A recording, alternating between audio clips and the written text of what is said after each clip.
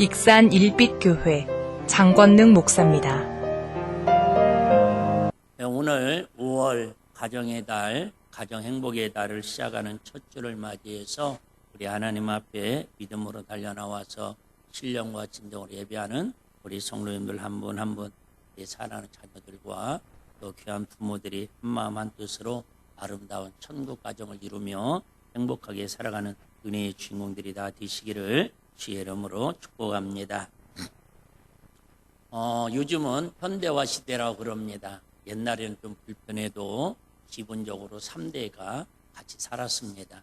할아버지, 할머니, 엄마, 아빠, 손주, 자녀들 이렇게 3, 4대가 사는 건 기본이었는데 지금은 거의 아파트 문화가 발달되고 사는 문화가 발달돼가지고 어떻게 보면은 3, 4대가 같이 사는 집은 거의 찾아보기 힘들고 우리가 혼밥주의라고 그래서 이제 장가들도 안 가고 결혼들도 안 해가지고 혼자 사는 사람들이 아마 3, 4대 이렇게 할아버지와 같이 사는 집보다 훨씬 비율이 많아지고 있습니다.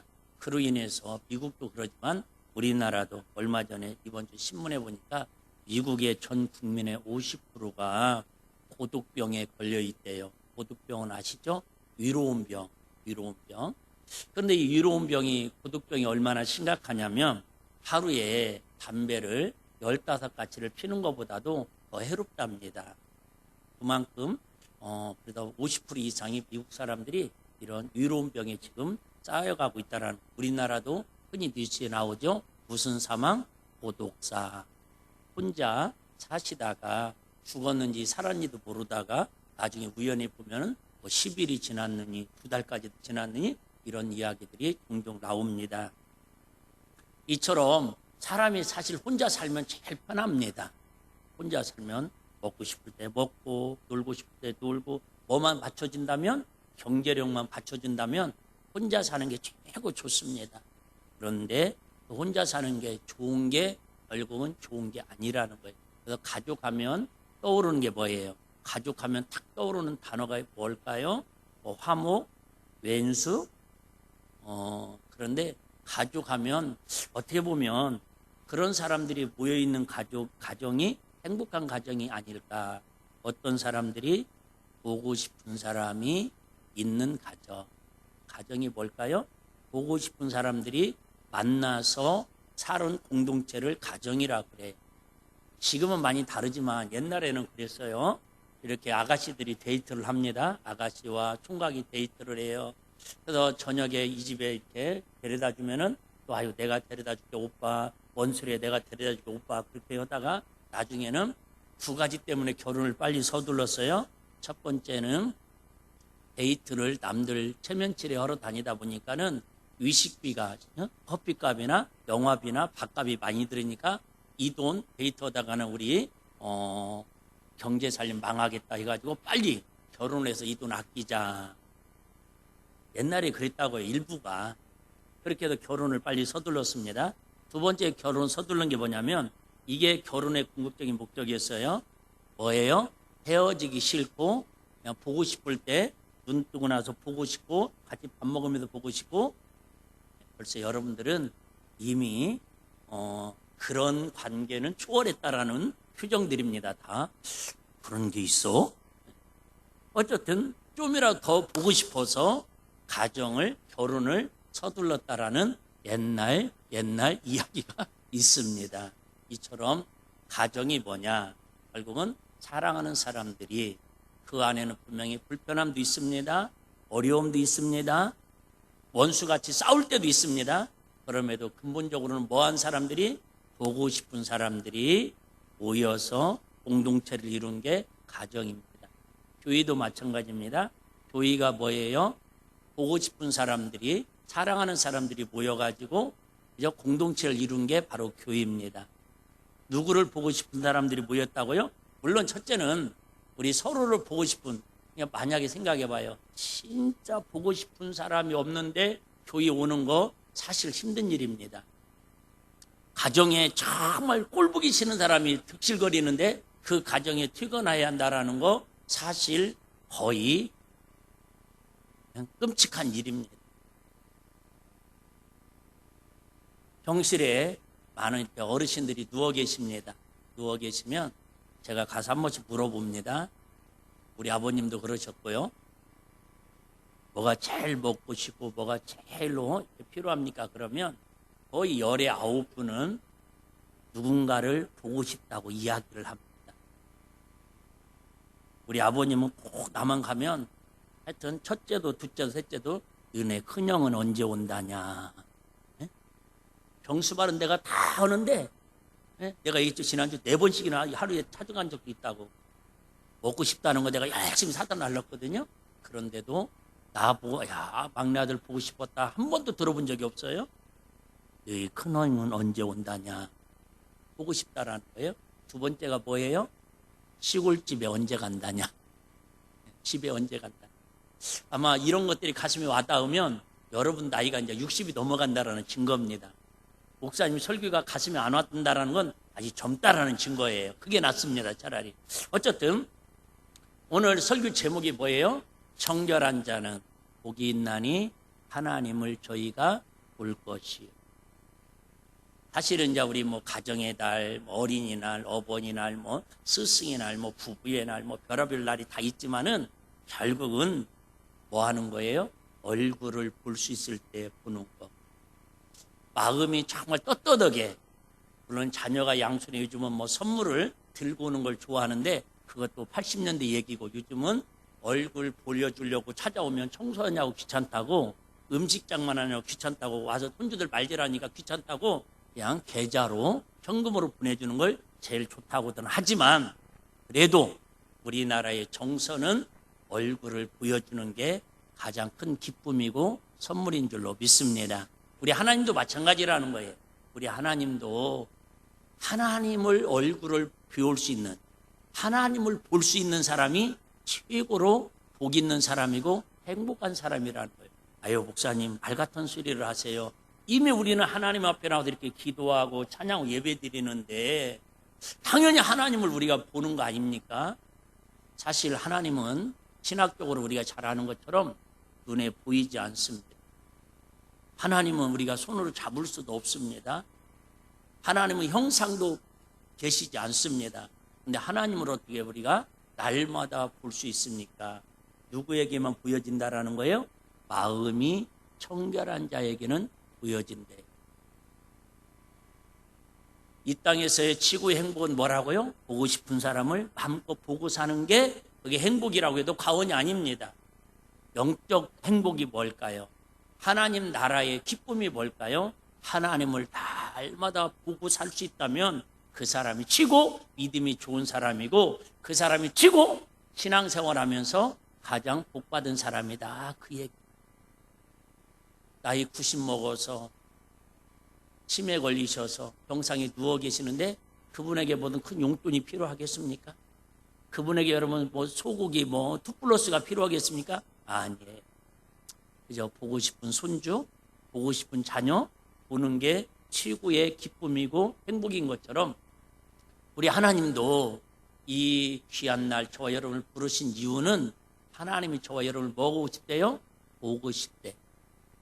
보고 싶어서 오늘 예배 자리에 나오라는 거예요.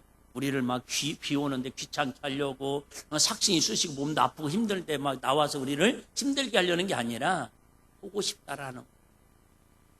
옆 사람한테 하듯이 자기 자신에게 했어요. 하나님이 나를 보고 싶어 하신대요. 시작. 하나님이 나를 보고 싶어 하신대요. 누가? 정말 나이 드신 노모가 자녀들을 기다리듯이 정말 사랑하는 사람이 또 얼굴 보고 싶어서 또 보고 싶듯이 하나님은 저와 여러분들을 눈을 떼지 않으시고 24시간 불꽃 단 눈동자로 항상 보고 싶다라는 거예요. 근데 하나님은 우리를 보고 싶어 하는데 우리는 하나님을 사랑한다고 믿음으로 산다고 하면서도 하나님을 보고 싶은 마음들이 별로 없어요. 왜요? 하나님이 눈에 안 보이니까. 오늘 본문은 우리가 이제 6번째 하나님 나라를 누리는 삶, 즉 가정천국, 뭐 하나님의 성품 다 맞습니다. 최고 복 있는 사람이 누구냐? 6번째를 이야기하는데 다시 한번 복습을 하자면 첫 번째는 심령, 영혼이 가난한 사람이 복이 있는데 왜요? 그 사람이 바로 천국을 소유할 수 있습니다.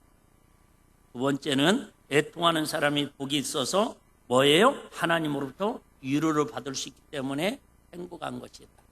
여러분 가정 생각해 보시면 됩니다. 가정에도 여러분 이처럼 보고 싶은 사람이 모인 곳이 바로 천국의 행복이고, 두 번째 가정에는 뭐가 일어나야 돼요? 서로 위로가 있어야 합니다. 서로 위로가 있어야 돼요. 옛날엔 제가 야구를 좋아했는데 요즘은 야구를 볼 시간도 없고 별로 재미도 없습니다. 기아가 이겨야 재밌는데 별로 기아가 요즘 3단도 안 들어가는 것 같아서 안 보는데요. 어쨌든 그 야구에 저는 그 시스템을 좋아합니다. 어떻게든 이 야구는요, 어떻게든 나가기만 하면 됩니다. 몸에 맞아서 나가든, 호블로 나가든, 상대방이 실수로 에러로 나가든, 안타를 쳐서 나가든, 일루까지 막 나가야 합니다. 거기 나가기 위해서 얼마나 전력 질주를 하는지 모릅니다. 우리 가정사하고 비슷해요.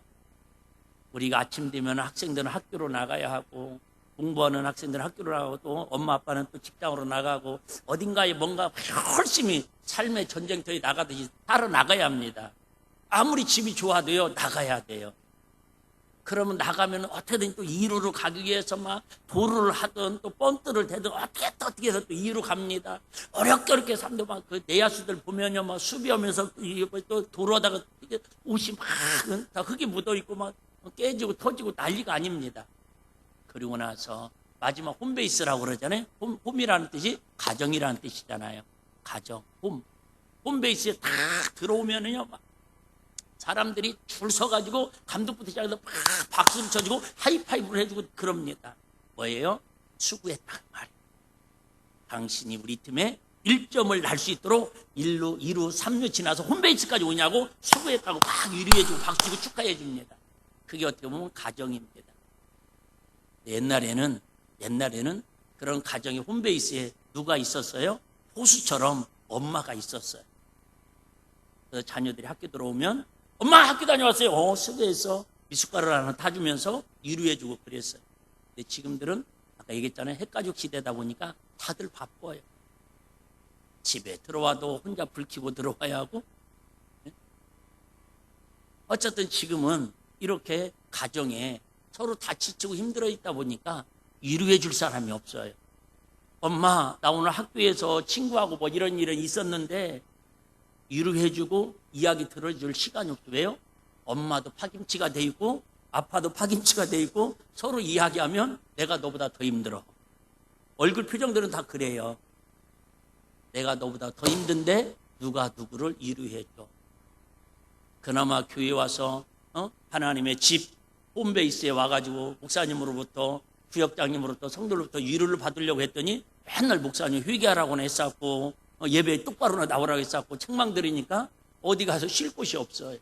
어쨌든 하나님의 집이나 또 가정집이나 하나님의 뭐예요? 위로가 있어야 한다. 위로. 세 번째는요, 애통하는 사람은 복이 있나니 위로를 받는다고 그랬고요. 그 다음에 온유한 사람은 복이 있나니 땅을, 하나님 새하늘과 새 땅을 기업으로 받는다고 그랬고, 의에 줄이고 목마른 사람은 이제 복이 있어서 행복하게 된다고 말씀을 드렸고, 지난주에는 긍휼히 여기는 사람이 긍휼을 받는다. 사실은 긍휼히 여긴다라는 말보다는 긍휼을 베푼다라는 말이 더 가슴에 와닿을 수 있습니다. 목양 칼럼에 옮긴 글을 한번 제가 또 올려놨으니까 한번 읽어보시길 바라고요. 자, 오늘은 마음이 청결한 사람은 복이 있는데 누구를 볼 것이다? 하나님을 볼 것이다. 그래서 일단은 두 단어로 우리가 설명해야 돼요. 전반부는 뭐 해야 돼? 첫 번째는 마음이 청결한 사람이 돼야 돼. 마음이 청결한 사람. 이 마음이 청결한 사람이 되어야 결국은 복을 받을 수 있다는 건데, 하나님 볼 수 있다는 건데, 당시 유대교회는요, 주류 세력이 크게 두 가지의 종류의 사람들이 있었습니다. 첫 번째는 바리새파라는 사람이 있었고 사두개파 사람들이 있었는데, 이들은 청결에 대한 신경수학적인 반응을 보였습니다. 문제는 이들은 겉만 청결하면 된다고 생각을 합니다. 그래서 이 바리새파나 이 사두개파들은 아주 청결에 예민합니다. 연예인들도 보면 막 이렇게 머리카락 하나만 방에 떨어져도 막 내가 아는 분도 어떤 분 그런 분이 있더라고요. 집에를 이렇게 손님으로 갔는데 이렇게 막 대화를 하다가 머리카락이 있으면은 이렇게 찐득 있잖아요. 불리는 거. 그걸로 갖고 막 밀고 막 그래요. 그래서 좀 얘기하다가 또 옆에 뭐가 있으면 뭐 가득 그거 죽고 막. 아이고 막. 그런 집에서 나는 숨 못 쉬고 살겠더라고. 근데 이 바리새파 사두개인들이요. 그 당시에 이런 아주 청결에 대한 신경수약증에 잡혀 있어요. 그래서 막 손 씻는 거, 목욕하는 거, 옷을 깨끗이 입는 거에 얼마나 예민한지 모릅니다.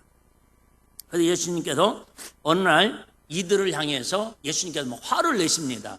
책망을 합니다. 문제는 씻는다, 안 씻는 것이 아니고 씻는 것을 의미를 잘못 이해했기 때문입니다. 마태복음 23장 25절 28절 좀 길지만 제가 한번 읽어드려 볼게요. 자, 화 있을진저 위식하는 서기관들과 바리새인들이요, 잔과 대접의 것은 깨끗이 하되 뭐에 막 집에서도 막 청소도 반질반질하게 하고 여러분 그릇도 막 깨끗이 치우고 막 조금만 하여튼 기름기 있으면 뭐 난리 법석을 치는 거예요. 누가 설거지를 이렇게 했냐고 막. 예. 그런데요, 그 안에는 겉으로는 깨끗하게 했는데 그 안에는 마음속에는 탐욕과 방탕으로 가득하도다. 겉과 속이 다르다라는 걸 계속 소경된 바리새인아 너는 먼저 안을 깨끗이 하라. 그리하면 겉도 깨끗하여지리라. 화 있을 저 위식하는 서기관들과 바리새인들이여 휘출한 무덤 같으니 겉으로는 아름답게 보이나 그 안에는 죽은 사람의 뼈와 모든 더러운 것이 가득하도다. 이와 같이 너희도 겉으로는 사람에게 옳게 보이되 안으로는 위식과 불법이 가득하도다. 그러니까 우리가 겉으로는 얼굴 막 그저 우리나라는 더군다나 세계 성형 뭐 비1등 국가라고 그러잖아요. 우리는 뭐 해당 없지만 강남에 가면요, 전 세계 특히 중국 사람들이, 동남아 사람들이 아주 그냥 거의 손님의 반절을 차지한답니다. 성형수술이 우리나라에 최고 잘한대요. 어쩌들 이처럼 이뻐지기 위해서는 막 노션에다가 스킨에다가 뭐 하여튼 이름도 알 수 없는 것들 막 때리고 붙이고 막 그 난리를 치는데 과연 우리 마음은, 우리 가슴과 우리 속사람은 과연 청결하느냐. 지금 또 말씀합니다. 에레미야 17장 9절 10절. 에레미야 17장 9절 10절. 만물보다 거짓되고 심히 부패한 것은 뭐라? 마음이라. 마음. 누가 등이 이를 알리오마는 나 여호와는 심장을 살피며 해부를 시험하고 각각 그 행위와 그 행실대로 보응하시나니. 그래서 사람들은 그 당시에는 특별히 저 위쪽으로는 막 의식적으로, 가식적으로 막 손을 하루에도 몇 번씩 씻고 얼굴을 몇 번 씻고 막 그저 발을 씻고 그렇게 깨끗하게 하면서도 결국은 뭐예요? 영적으로는 마음과 심령이 부패하고 타락됐다. 그 결과로 아시는 것처럼